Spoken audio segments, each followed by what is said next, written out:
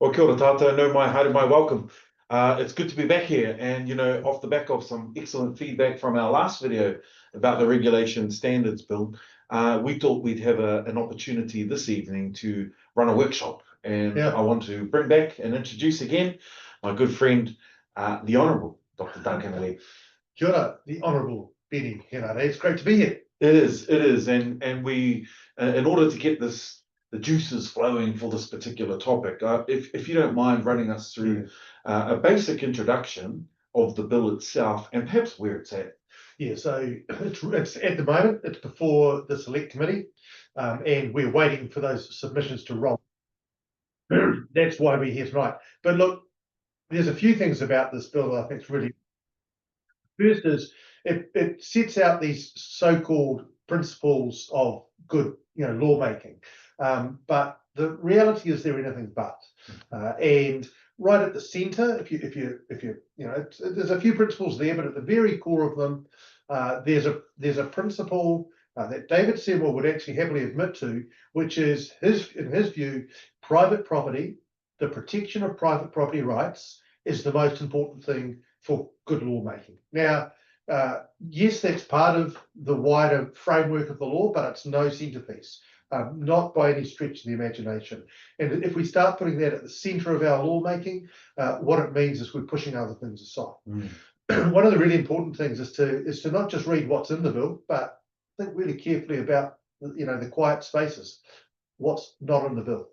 And your whānau been speaking very loudly about the fact the treaty is not mentioned in the bill, but equally, I was speaking to Greenpeace, and well, where's the environment? Where's climate change? Where's biodiversity? And where's child poverty? Where's equality? Where's equity? Where's equitable outcomes for everyone? Where's community wellbeing? So there's a whole lot of stuff that's not in there at all. So that's a real concern as well. Yeah, look, that's a really helpful introduction to remind us of what's at stake here.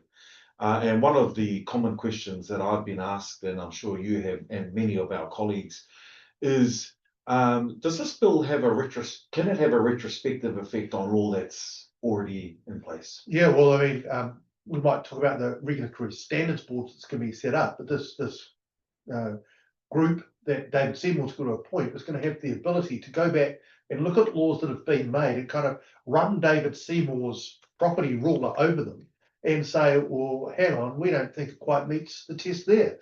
So yeah, absolutely, it's going to be able to go back and check whether laws which have been made 1, 2, 5, 10 years ago meet what David Seymour thinks is a good law. And it's really concerning. Despite that law going through a solid process and debated in the House properly as we expect it to be. Well, and this is the thing, right? This bill actually is about what it means to make good law. And so it's actually questioning what you and I and all the other MPs in the House of all the parties are doing. It's saying, well, you might go through the process, do the debates in Parliament, have a select committee process, but I get the last say.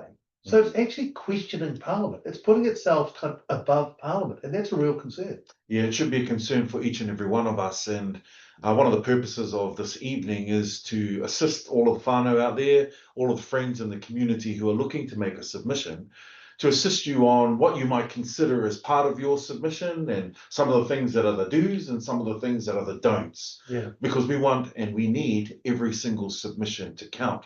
So just a friendly reminder, the submissions close on Monday the 23rd. That's coming up not too far away at 1 p.m. And so what we're hoping that we all do out there is not wait till the last minute and flood the system, but continue to consistently send through your submissions to make sure that your voice is heard on this particular matter. Just a reminder, Monday the 23rd, 1 p.m. So grab your whānau, grab your friends, those who are interested, those who are concerned about these matters, and make sure that their voice is heard. So we're going to come into some of the submissions. And I think what might be easier to take off the board is the don'ts. That's an easy one because there is sometimes just simple mistakes. Yeah, well, I mean, there's some basic kind of rules of courtesy. I suppose. So don't fill it full of expletives, no matter how much you might like to. It kind of clogs up the system if you have to start weeding those things out. And it's really unhelpful if you have to go back to someone and say, please take out all the offensive words and so on and so forth. So that's probably an easy don't. My second don't would probably be don't feel the need to write 5 or 10 pages. You can usually get your main points across in a page, and it's actually more impactful as well. And as long as at the top of that you're able to say your position on the matter, which is in opposition to this particular. That's right. That's a do. Do oppose this bill. Yeah. and look, just curious because a number of my whānau have mentioned it. Is it okay to write "I oppose this bill" in capital letters? Well, I don't think it's a problem. I think that makes it very clear. So, and I do think it's important at the outset to say where you stand on the matter. The other thing is we're going to run some oral hearings, hearings in person or by Zoom, where you get to speak to the committee. If you really want to do that, say so. Say in your submission, I oppose this bill. I want to be heard in person. Excellent. And then once all submissions are received, the committee will go through a process to make sure that those who have requested that can be accommodated. Well, look, if this is anything like another bill we looked at recently, a lot of people wanted to be heard. We couldn't hear them all, but we'll certainly have a process to select as many as we can and do it as fairly as possible. Yeah, that's fantastic. Look, whānau, while we're having this discussion, a big mihi to all of you who have come online and joined us this evening. Please feel free to put through some questions that you might have that we can consider and we can discuss in the time that we have with you this evening. A quick question, Duncan, to you about the style of a submission and one of the accusations made by David Seymour is that bots are being involved. How might a person who's looking to submit make sure that it's actually their genuine voice that comes through and is seen by the committee? Yeah, I was at a workshop in the weekend and I was handing out pre-post envelopes, right? Because handwritten submissions can be pretty powerful. We're running pretty close to the deadline in terms of NZ Post to get that in. So I'm not sure I'd advise that anymore. But handwritten submissions or submissions that are signed are really good. But equally, the tool online is really quite useful. I guess the important thing is use your own words, just your own vocabulary. And just say it like you mean it, because if it's unique, if it's not a click and drag from someone else's document, it makes it a little more persuasive. It makes it clearer that it's not some bot. But let's be clear, David Seymour, I got told off for saying he was making shit up, but he makes shit up, and he made it up that there were bots. There were no bots. They were organised submissions, some of them, and others were just ordinary folks wanting to have their say. And he didn't like what they had to say, so he didn't want to listen to them. So it's actually really important that we all do have our say, because this is a process that David Seymour doesn't control. That's right. And so don't lose faith and don't lose hope, whānau. It is important that your voice is heard on this matter. And don't let people like David Seymour and comments like that put you off making sure that your voice comes through loud and clear. You've been around you did the Treaty Principles Bill and now you're on the Regulatory Standards Bill. What are some of the other themes or things that you've seen through submissions that could help our whānau out there? Yeah, well, look, I think you don't have to write a fancy submission. You don't have to use fancy language. A lot of the most important and kind of impactful submissions use a really personal voice and just told a personal story. Where I remember reading one. I went to the room and read a lot of the paper submissions, and one was some 87-year-old from Taranaki. He was a farmer, clearly Pākehā. He'd never submitted before, and he kind of just wrote in his own language that he's never been as outraged as he was now, and that he had seen good progress with local iwi and hapu and Māori across New Zealand, and he was just moved to write. And I was like, wow, powerful. But it was a story. It wasn't an argument. It was a story, and so it's important, I think, to recognise that those things can be important as well. And the other thing is talk about something that matters to you. One of the challenges of this bill is it's kind of law about law. It's actually setting up a system about how we make law. But when you look at what it says, look, if a change to the law impairs private property, then the presumption is the government should compensate. Now that's all very lofty and airy-fairy, but if what you say is, if we're going to make butter cheaper at the supermarkets and we have to break up the monopolies, we have to use taxpayer money to fund, to buy out the supermarkets, then all of a sudden you're like, what? You mean this law makes it harder to get cheaper groceries? That's real. You know, that really lands in people's pockets. So I think that's the other thing, is like, you know, speak about it on your own terms in a way that matters to you. Yeah, a couple of good reminders there, Whānau. First of all, the warning about snail mail. We're probably past the deadline of being able to put something through the post and it get there on time. So we strongly recommend that you go onto the Parliament website, use the link provided. We'll even send in emails. I'm sure they're accepted. And one of their questions. No, I'm going to stop you there, Peeni. Yep. No emails, right? Perfect. Use the tool. You'll get a bounce back if you email your submission into the select committee. So use the online tool on the Parliament website. There you go, Whānau. No emails. We love hearing from you. But let's stick to the tools. Let's make sure we use the process that's provided. One of the questions that have come through from the whānau out there is, if you request to be heard, your submission to be heard by the committee. Duncan, do you want to talk about, you know, some of that and how it might be subcommittee? Yeah, well, we haven't got to the stage whether we're going to do a subcommittee yet. You know, in some ways it'd be nice to have the whole committee because it's a bit more respectful. But it's really important that distance doesn't have to be a barrier. As long as you've got a good internet connection, you can go on by Zoom. In fact, even if you haven't, you can even phone it. So you can do a teleconference. I've seen that done before as well. You know, but certainly Zoom's a really good way. It's also a good way to have your family around you, right? Because you can do it at the kitchen table, and quite often we see several people kind of huddling around and one person speaking for everyone. Excellent. That's a great way, whānau, to have your whānau voice and actually show it by presentation through the Zoom, or as Duncan's already described, the opportunity to come through via phone conference. And that technology is there. It's available. We'll have to wait and see the way that the submissions will be heard. And we had the Treaty Principles Bill, which had subcommittees. We hope, though, that we can get them all through on the one committee. But, you know, we want as many of you to submit as possible. Yeah, I think that's right. Look, let's be honest, the government, the National Party doesn't particularly like this bill. So there is a real risk that they'll try and not listen to as many submissions. But I want to tell you now that certainly in the Labour Party, we're fighting for everyone's voice to be heard, and we'll be arguing that we have as much time spent on listening to people as is possible. One of the discussions out on the social media world and in a forum like this around the Regulatory Standards Bill is that people who are submitting should perhaps aim their submission at, like you said, the National Party, who aren't particularly fond of the bill, perhaps even New Zealand First. You've got any recommendations on that? Yeah, I think there's actually something in that. I mean, New Zealand First likes to pitch itself as looking after the little guy, you know, sticking it to the man, if you like. And this bill is about looking after big corporate interests. You know, if this bill had been in place when we came to remove tobacco sponsorship and change labels on cigarette packets, which you were involved in, it simply wouldn't have happened because we'd have had to compensate. You know, the starting place would have been compensate for the loss of the intellectual property and brand that you're not letting them use. You know, so in that sense, I think we've got to be really clear.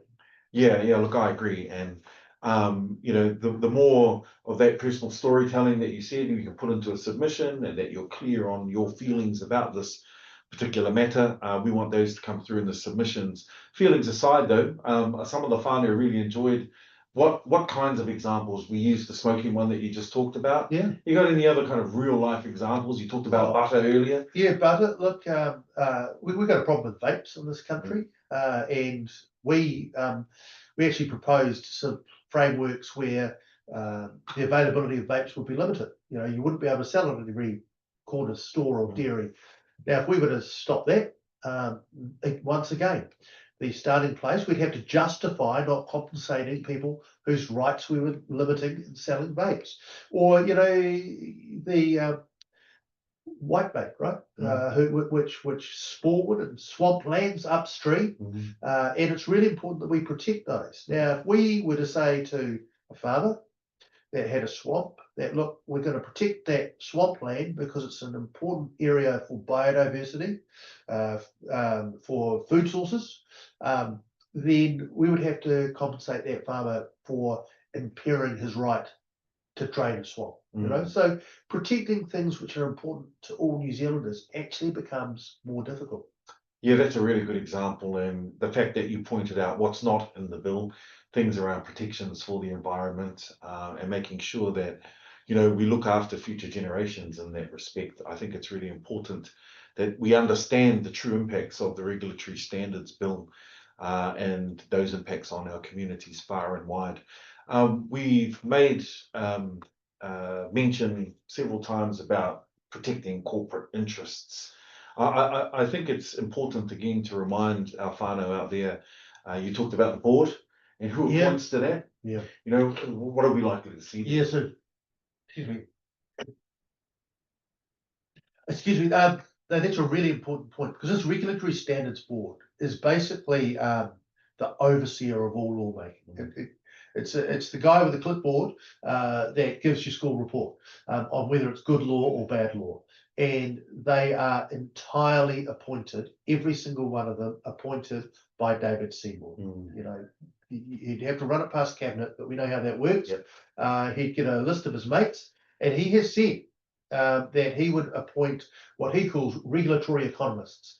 But regulatory economists is a breed of economists that basically agree with David Seymour's view of the world. And his view of the world, as I've said, is that the protection of property rights is the road to equity and prosperity. We know that's false. It's provably false. We've seen places where that has been tried and it's failed.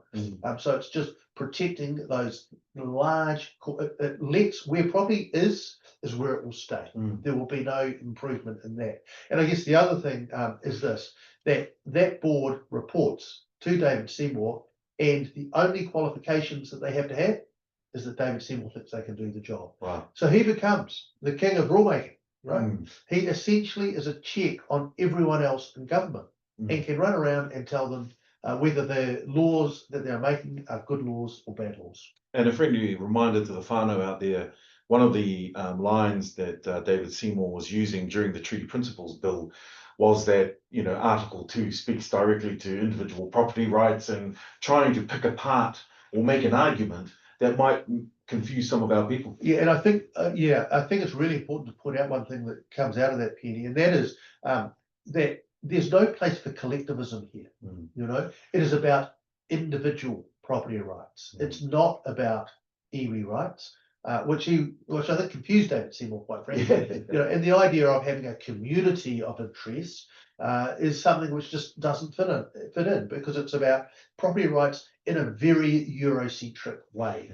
And the idea that there's a wider interest in, you know, cultural identity, where's that? Nowhere. Yeah, that community focus, I think, is a really one of those points where whānau out there, if you're listening, is really a big challenge to the way that we perceive ourselves in our communities, the way we want our communities to act, to behave, and to, you know, have stability, I guess, and prosperity into the future. So that's a really good point, Duncan, and thank you for that. We've got another question about sort of the history, if you will, of this bill. Wow. This bill's been around for a long, long time, right? So this bill was, I think, first mooted by Rodney Hide, the guy in the yellow jacket. Dancing with the Stars, I remember. Something about athletes and Dancing with the Stars. What is that? Didn't he cause a head injury? Anyway, so way back, and how long ago was that? When was he in Parliament? Early 2000s. So early 2000s, they set up a regulatory standards task force as a kind of please go away, but we'll give you something. And there was a few people on there, some of whom are still around. And then it cropped up again. In fact, the last time it cropped up was in the last Parliament, where David Seymour tried to get it through again, and and it was voted down. But it's been voted down by every government, right? National and Labour. So it's pretty clear that, you know, we don't like it. It's a real failure of leadership. I don't think Christopher Luxon knew what he was agreeing to. Good point. When he put this in the coalition agreement, and all of a sudden he's like, oh, you mean, you get to be the boss of me? Because that's a bit what it looks like. So it's had a long, tortuous and largely unsuccessful history. The challenge for us now is that both coalition partners have agreed to this passing. So we want to see what shape it is in when it crosses the line, right? Yeah, look, and that's a really important point. First of all, to remind the country and the whānau out there that, remember, this was part of the coalition agreement. And so the Prime Minister, who at all costs to take power, probably wasn't across the detail and is now stuck holding this particular issue, which is a thorny one, and it's an ugly one. Yeah, no, I think that's right. I really don't think he was across the detail on this. And the bill itself, the thing about this bill is it's kind of a Trojan horse, because some of those principles look acceptable. The law should be clear and accessible, and then it uses that phrase that's also in the treaty principles bill of equality, right? Okay. Which is but it's a radical equality. It's that equality which doesn't respect difference. Everyone is equal before the law. That's like, I'm a lawyer. There's the old saying, even poor people can go to the Ritz, right? It's like, well, it's a fallacy, because, there isn't a genuine equality when you're wildly different in terms of poverty, education, health, and so on. You spoke quite pointed about some of the content of the bill and our desire and our need to keep an eye on it. Two questions I have for you. For whānau out there wanting to submit, it's not a fait accompli, right? Like the bill's passing. No, I think that's right. And politics is volatile, and we've seen a change in Deputy Prime Minister. Every day that passes, we're a day closer to the election, and every politician wants to talk to their constituency about how they're doing the right thing by them. And so I think we do need to push, particularly the New Zealand First Party, to say, do you really want to be part of this? Now, all the coalition agreement says is the regulatory standards bill will pass. I think that David Seymour has one very clear view of what that is, and that's basically the bill he tried to get passed last term. However, that's not what it says. It doesn't say your bill from last term, and so it's open to be changed radically. And if David Seymour and Winston Peters don't agree on what that looks like, that's called a deadlock. Yeah, that's exactly right. And for a lot of the whānau out there, the devil is in the detail. And to be fair, not everyone's going to sit down and read the bill clause by clause, part by part, and with that kind of analysis that someone of your intellect brings to those particular debates. But I wondered if there was, if we look at the bill, some of the whānau are asking, are there any particular details that a submitter might be able to hang their hat on? Yeah, look, there's probably I probably mentioned them both already, but the one that says that the government should not impair the ownership or use of private property without compensation. That's the first one. So basically it says you can't regulate me unless you pay me. That's fundamentally what it says. And that causes real problem for protecting things that are important to us. The environment, the atmosphere, people's health is really important. And there was a good article on that recently. And the other one is the idea that everyone should be equal before the law. Now, that at a superficial level is okay. But the fact of the matter is that the law does need to treat everyone on the basis of their individual circumstances. And I think we need to address that. And so that kind of what I would call radical equality, where you treat everyone exactly the same, is actually undermining of things like human rights. And, disabled people are a really good example. We don't want to treat disabled people equally. We want to treat them equitably, and that's a quite different thing.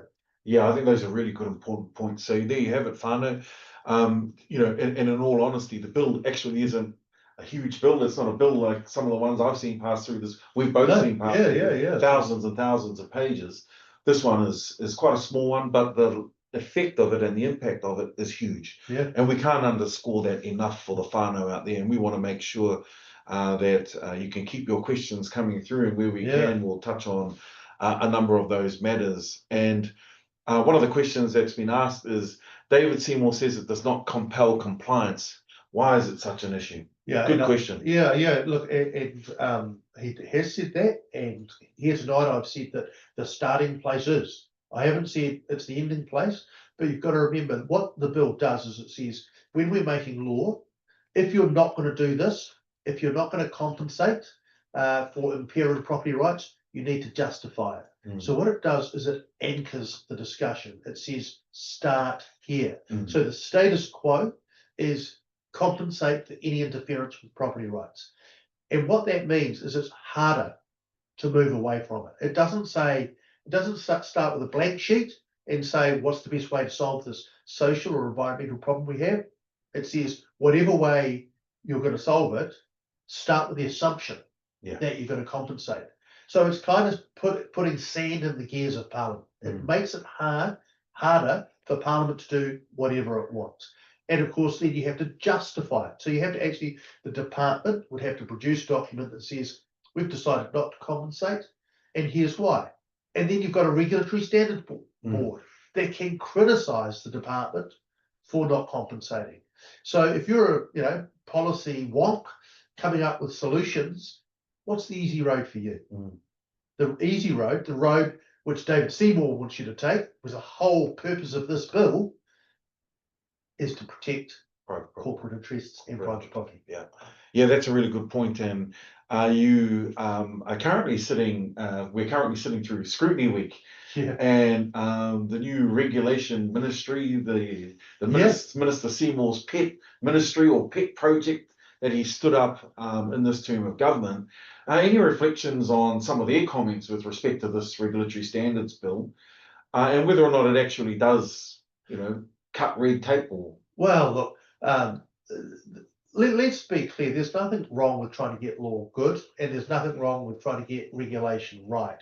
But the fact is that this regulation is a bit of a pet ministry for David Seymour, and he's kind of pointed his gaze at places that his mates want him to. So they did a review of agricultural products. Now, Andrew Hogarth was the president of Federated Farmers. So it's pretty clear that there's a close connection there.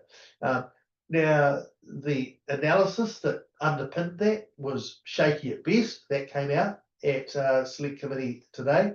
And the other one they did was ECE. Now, the Wright Family Foundation owns the biggest chain of ECE in the country, Best Start. And they also fund a right-wing radio station called The Platform, right? So their politics are pretty well known. And, you join the dots and see where you land up with that sort of thing. And the other thing to point out was, they're claiming wins that don't exist. I had an argument with them about, of all things, regulations around flower dust that he said he had changed. He hadn't changed them. It was a fiction. I got told off for saying he was making it up. But it was actually a fiction to say that he'd changed them when in fact he hadn't. And the other thing about the whole framework is it duplicates what goes on already. Someone's asked about what's it replacing? Well, one of the things that kind of would radically overlap with, is the Legislation Design and Advisory Committee, group of wholly independent, really smart people, public sector and private sector, who give advice to the government about what good law looks like. And if you can actually just Google it, Legislation Design and Advisory Committee, and they've got a long document, about 100 pages. This is what it looks like, not retrospective. International treaties, respecting human rights, respecting the New Zealand Bill of Rights Act, respecting the Treaty of Waitangi. And it gives you, kind of a how-to guide of how to write good law. And so it's very overlapping of that kind of function. Yeah, that's a really good point that you make, because that's what some of the questions are coming through on the stream here this evening. So there you have it, whānau. There's lots more to talk about. Just a couple of friendly reminders. Of course, the submissions close on Monday the 23rd at 1 p.m.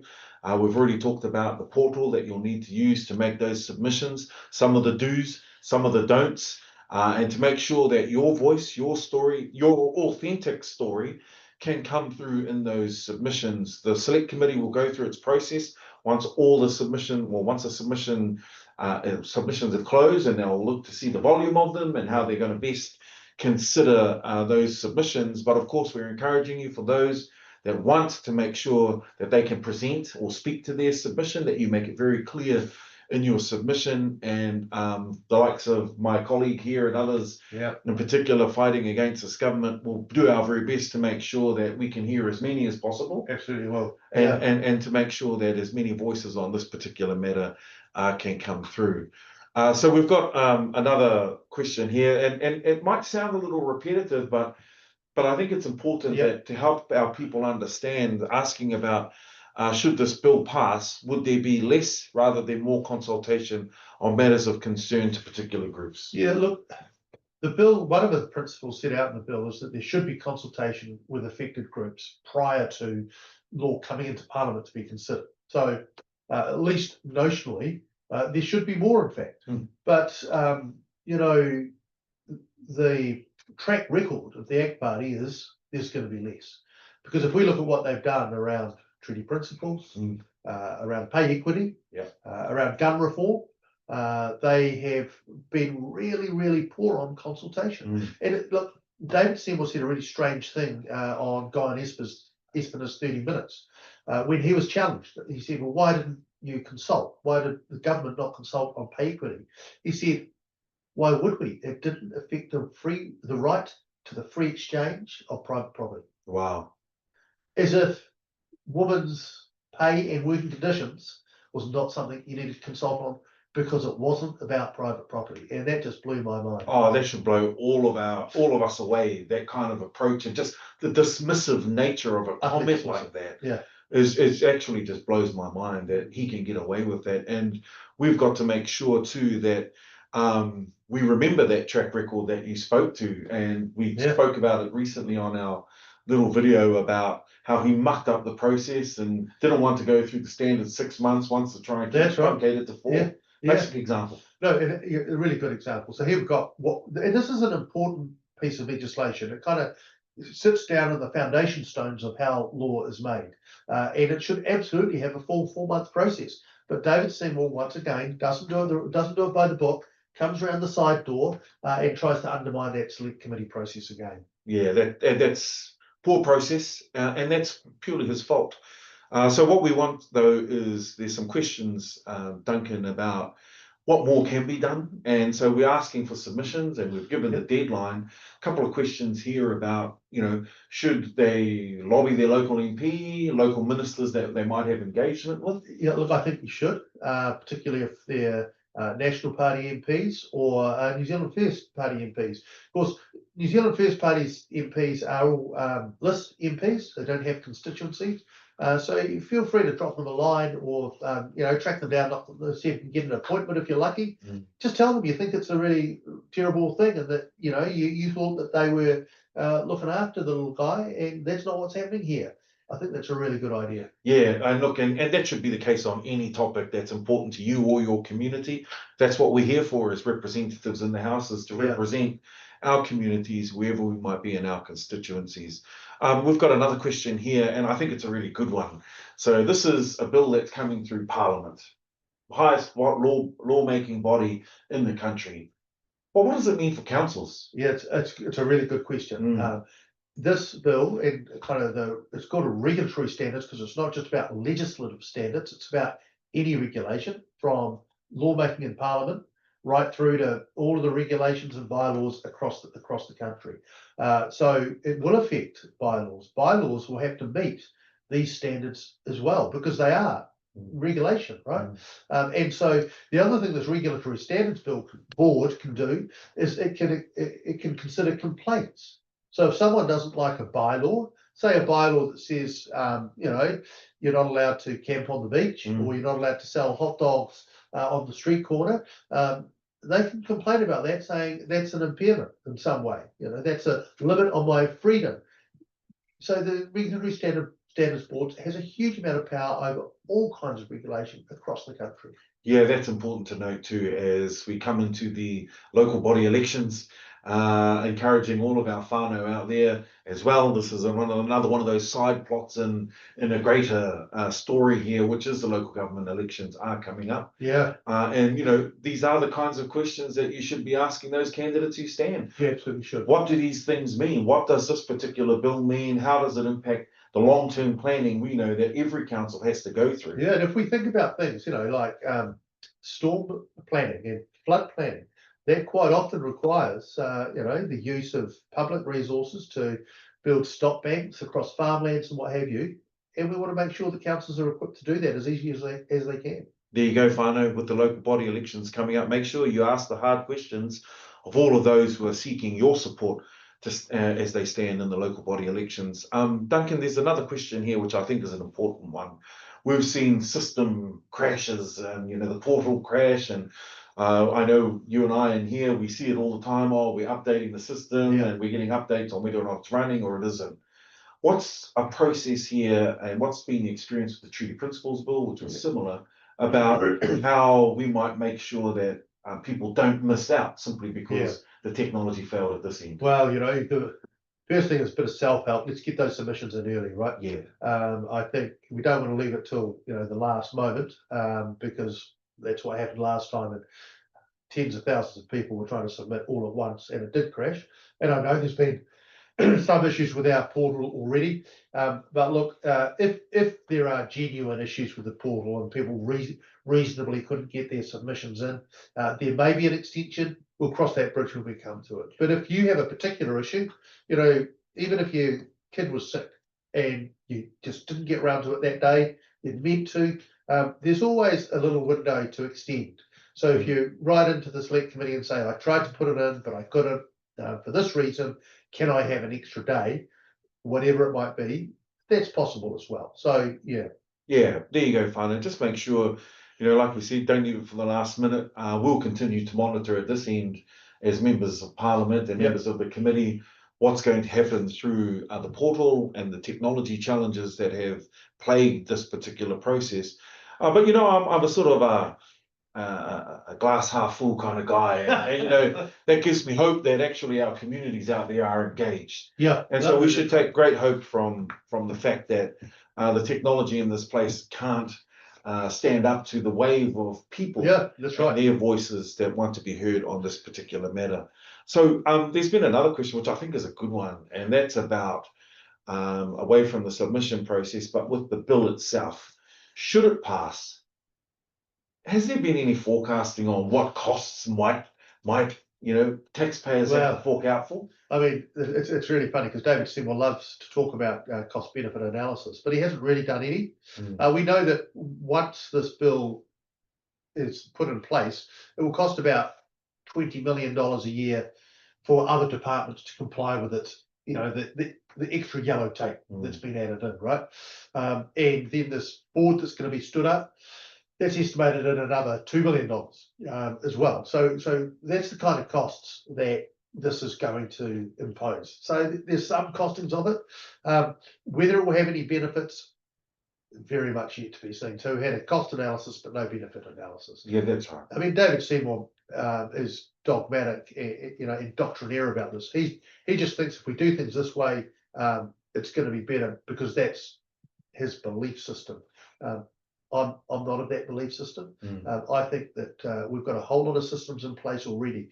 Legislation Design and Advisory Committee, Select Committee, Regulations Review Committee, the High Court. I could list off regulatory impact statements are out there already.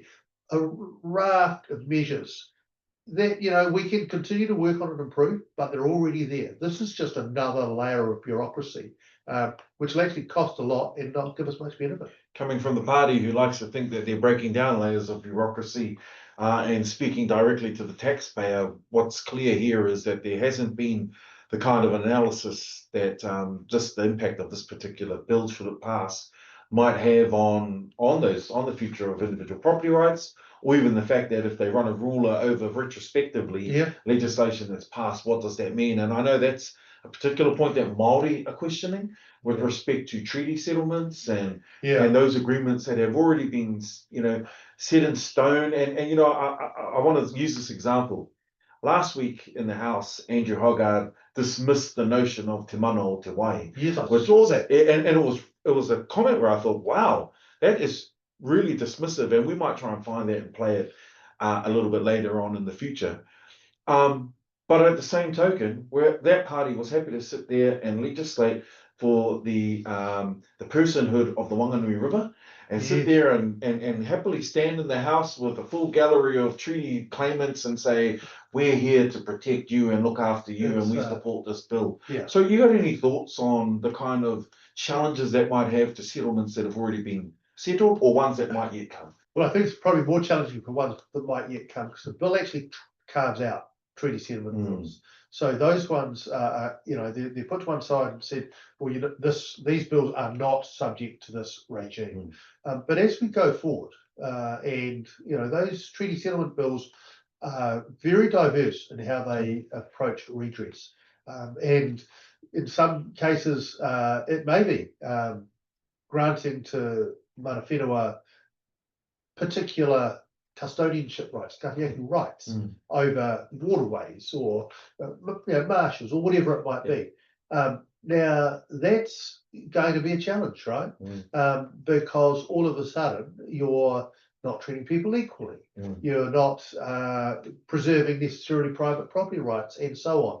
So that's the challenge, I think, that we don't want to have a protection of private property lens cast over how we address, some of the real issues we've got about historical wrongs. Yeah, that's a really good point, and I just want to remind the whānau out there that when treaty bills come into the House, and it's some of the rare occasions where there's complete agreement across the House, and there's a lot of reflection, there's a lot of talk about the history and the injustice, and how it never compensates the full the full pain and suffering that Māori and those settlements have suffered over a long period of time. But even that party gladly stands there and they do, and stands to support. A few people have asked about what else, where else they can look. Apparently, you and I alone are not enough for them. But there are plenty of resources out there. Look, Ministry of Regulation does have a portal with a whole lot of documents, regulatory impact statements, and a lot of. It's pretty wordy, but if you've got the time and inclination, you could have a look there. Dame Anne Salmon's had a good wrote some really good articles on this. I wrote a piece that you can find on LinkedIn on this, under my page there. So there's plenty of material out there. If you want to kind of just have a bit of a look and see, the bullet points that I put into that piece on LinkedIn are actually a pretty good starting place. If you're like, what's it all about? What's wrong with it? That's not a bad starting place. The consultation document on the regulatory Ministry of Regulations page, again, a bit wordy, but hard to get through, but it's got some not bad analysis in there, because it does analyse all sides of the argument. And can I just say a big thank you to this gentleman here across your social media platforms. You've given nice, quick little grabs, so make sure you hit follow for our man here who breaks it down in a way that I've certainly benefited from, your ability to explain these things to make sure that not just myself, but of course all the whānau out there are able to get your voice heard on these particular matters. So keep the questions coming in, whānau. We've got probably about another 10 to 15 minutes of discussion here. We said we'd do it for an hour. But I want to make the point and underscore the point that you said about there are a lot of resources. I know a lot of Māori and community groups have mobilised to have sessions where they can sit down at local schools, local halls, in houses, to make sure that people can get the support they need. And I think it's really important to point out that Chippy, Chris Hipkins, has made our position on this really clear. He stood up in the House a few weeks ago now, and he said, when we're next in government, it's going to be gone in the first 100 days. So that's excellent. It really is a terrible piece of legislation. It's a waste of money. It's duplicative. It's vanity, and it's ideologically driven, and we won't have a bar of it, so it'll be going. I love that. I love that. A clear line in the earth that says this is what we're going to do, should we be elected to power. So there you have it, whānau, to make sure that rubbish legislation like this isn't suffered by all of you and doesn't get through in this house. We've got a question there, Duncan, about competing rights and individual property rights versus, and we've already spoken a bit about this around the collective kind of rights of, say, Māori, for example. Any other reflections there on this bill and that? The bill, as you said earlier, the bill is actually quite short. And the fact is that it doesn't really resolve some of these issues. And there are conflicts in the bill, protection of private property versus equal treatment, clarity versus accessibility. The whole thing is actually a bit of a mishmash of ideas. And the Legislation Design and Advisory Committee, which is an independent, apolitical body of experts, actually submitted on this bill. This is quite extraordinary, and said it's a terrible idea. And one of the reasons it was a terrible idea was because it's internally inconsistent. It makes no sense. And so you can end up with a set of principles that, there's no real way to resolve these conflicts between them. So it's simplistic and naive in many ways. I wonder, and because of your experience and your legal background, if you've got any reflections on the impact that a legislation or bill like this will have on the judiciary, as now we're starting to talk about the contested individual property rights and matters of like that. Do you have any reflections for the judiciary? Back in 1980s, when the New Zealand Bill of Rights Act was passed, it was like, well, we want to articulate these rights, but they, don't impinge on the ability of Parliament to make law. So that was a long time ago now, 40 odd years. Since then, we've got declarations of inconsistency. We've got damages for Bill of Rights claims, and we've got a procedure in this House for where declarations of inconsistency are made. So those rights have become much firmer, and that's what would happen here. You can't pass a law and say it doesn't count, right? Now, bizarrely in this bill, and I've never seen a clause like this. I think it's clause 24. It says, this bill doesn't give rise to any legal obligations that are enforceable in court. So he's got this large bill, and then he said, but it's not law.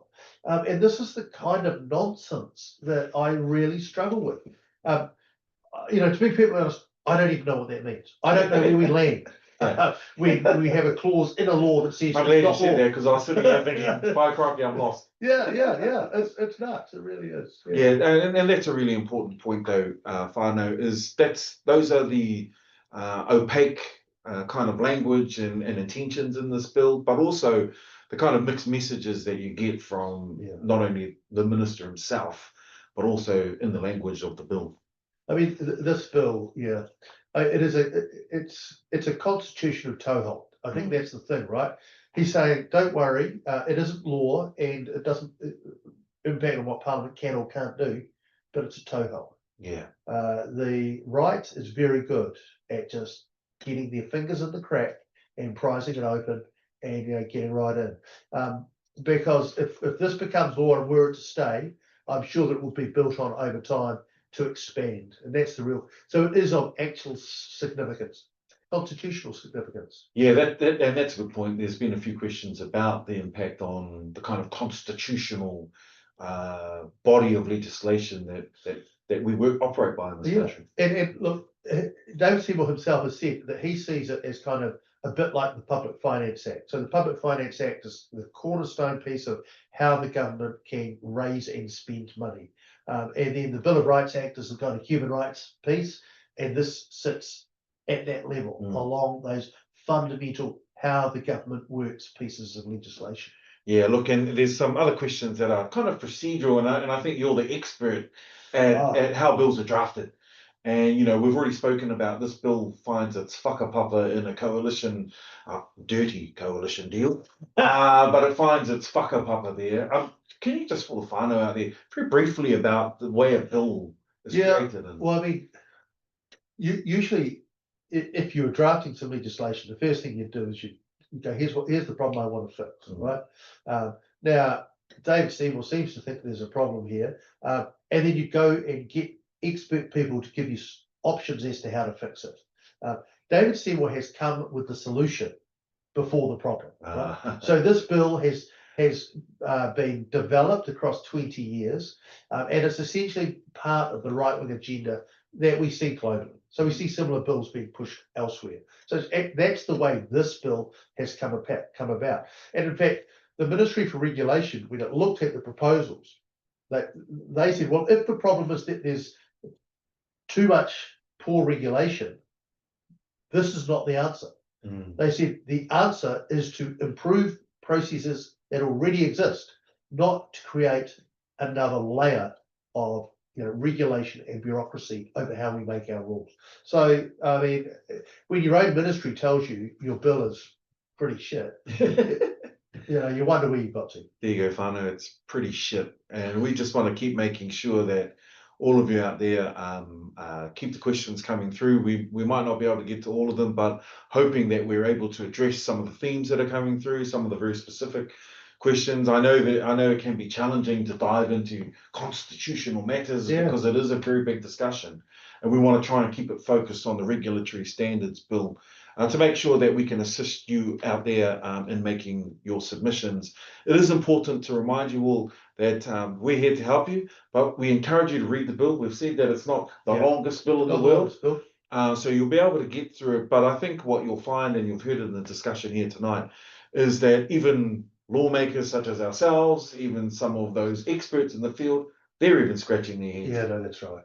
I mean, basically, fundamentally, this bill questions what Parliament can do, right?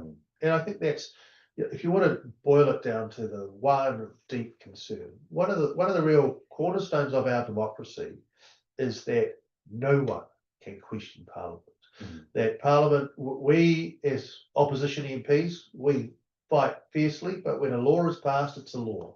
What this does is it gives another body the power to question Parliament. And, a little bit of history. There was a revolution back in England, and that was in the 1680s. And it was resolved when Parliament won and said, we're supreme, no one can impugn what goes on in Parliament. There you go, whānau. A little bit of history there. In fact, I saw a video recently about some of that history and the name Cromwell, but nonetheless, we'll leave it at that. So some really good questions, and I appreciate, whānau, you keeping the questions coming through. Some of them are quite specific about the definition of property rights, and I wondered if you just have a bit of a reflection there. Yeah, it's a really good question. When you say the protection of private property, what do you mean? Because it's not defined. So does it extend to intellectual property rights? Does it extend to customary rights? I mean, a really good example, because to my mind, a customary right, whether it be an English law or tikanga, is still a property right. It's a right to exercise some dominion over a fishing area, or and that should be recognised as a property right as well. But this bill, as I said, it's naive.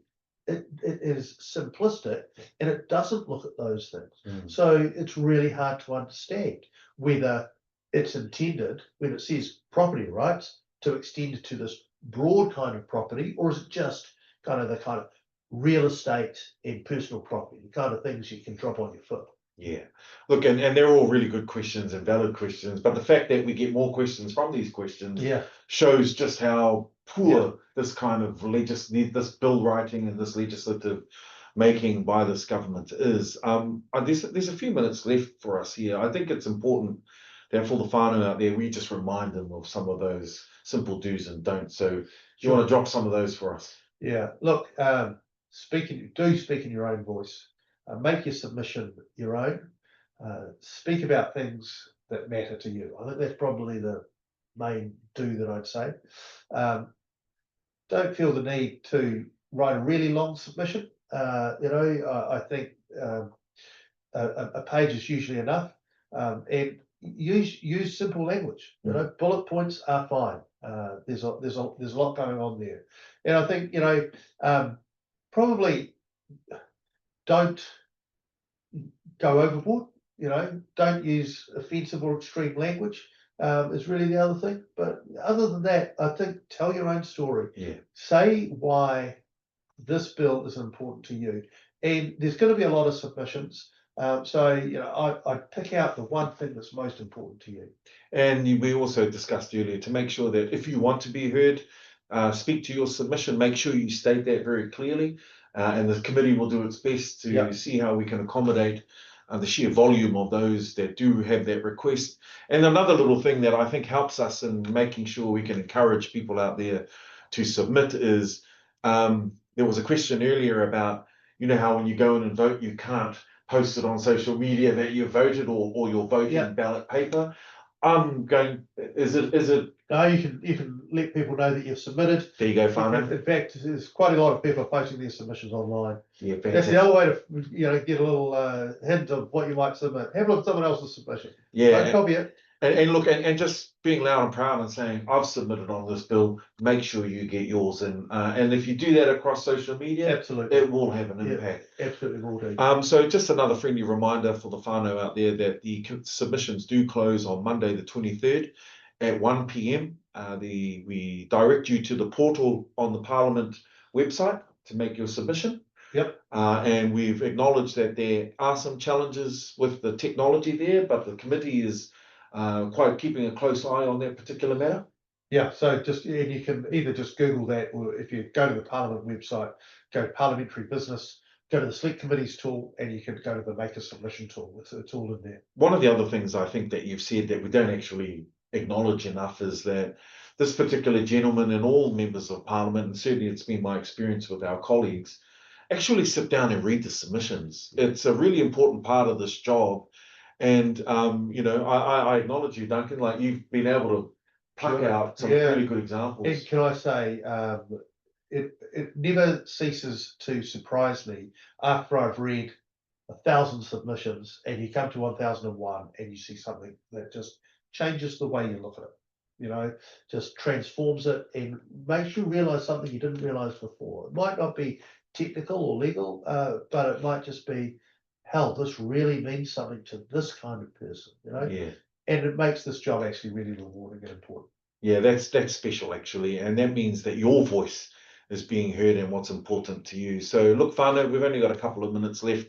There's a pretty simple process or procedural question here about the committee that's considering the bill. Yeah, so this is going through the Finance and Expenditure Select Committee, so the one that deals with. Is it expected to go through that particular committee, or could it have gone to another? It could have gone to Justice. There's an argument that it could have gone to Justice because it's kind of constitutional significance.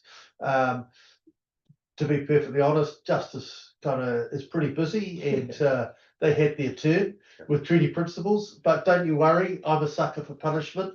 I'm going to be sitting on Finance and Expenditure Select Committee for this bill to make sure that we do right by it. Yeah, look, and it's a powerful committee. FEC, it's known as, is one of those pretty hard-hitting committees that I know gets through a truckload of great talent on it. Of course, we've got Barbara Edmonds on it as well. She's our finance spokesperson. She's a good brain. She'll be able to help out a lot. And I suspect what you might see, whānau, is as we continue to go through this process, you might see a few cameos from the likes of myself and others to sit in and hear these submissions. Really good idea. To make sure that, we also give you a break, because I know you're a sucker for punishment and you love that getting into the detail. But that's commending you and the work that you do here, Duncan. Honestly, we've really appreciated this opportunity to sit with you. We've only got probably a minute and a half left. Some final comments for you before I sign us off. Look, I guess my final comment is, this really is just a power grab. It's about David Seymour trying to carve himself out a little empire. And time and again, he says his ministry is small but mighty, and he wants to wield as much power and influence as he can. And it's not benign. It's influence which is there to look after the big corporate interests that he represents. So do submit on this. It's really important. We want to make it as difficult as possible to get this through, and we want to hear your voices to help us do that. Thank you, Duncan, and thank you for all the work that you do here, mate, not just on this bill, but I know you're a hard advocate for good lawmaking, but also for your constituents, not just in your electorate, but right across the country. Whānau, just a friendly reminder again, the submissions close Monday, the 23rd at 1 p.m. Please don't wait for the last minute. Get in there nice and early, use the portal to make sure that your voice is heard on this particular matter. There's going to be a series of more discussions, not just on the regulatory standards bill, but also we want to use this particular platform to make sure that you are aware of all of the bills that are going through the House and the challenges that those place on our committee, on our community, sorry, and so that your voice is heard on a number of topics. But for now, we've still got lots of work to do, whānau. And we look forward to catching up with you again. Make sure you follow on socials. Make sure you spread the word out there to each and every one of your whānau and community members, wherever they might be. Even for those overseas, Duncan, you can submit if you're living overseas. All you need is an internet connection. So do tell whānau overseas, get online. There you go, whānau. We've got heaps of whānau over in Australia who I'm sure will have just as much concern or interest in this particular bill. Wherever you are in the country, stay warm, stay dry. Happy matariki. Kia ora tātou. Kia ora.